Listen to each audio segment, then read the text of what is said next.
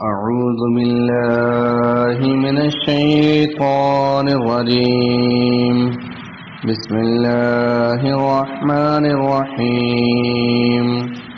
فلما فصل طالوت بالجنود قال إن الله مبتليكم بنهر فمن شرب منه فليس مني ومن لم يطعمه فإنه مني إلا من اغترف غرفة بيده فشربوا منه إلا قليلا منهم فلما جاوزه هو والذين آمنوا معه قالوا لا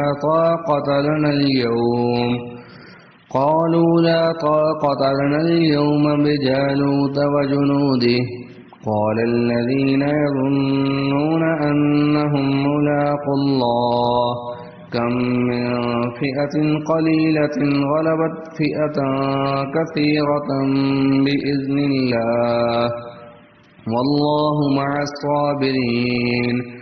ولما برزوا لجالوت وجنوده قالوا ربنا أفرغ علينا صبرا وثبت أقدامنا وانصرنا على القوم الكافرين. فهزموهم بإذن الله وقتل داود جالوت وآتاه الله الملك والحكمة وعلمه مما يشاء ولولا دفع الله الناس بعضهم ببعض لفسدت الأرض ولكن الله ذو فضل على العالمين. تلك آيات الله نتلوها عليك بالحق وإنك لمن المرسلين.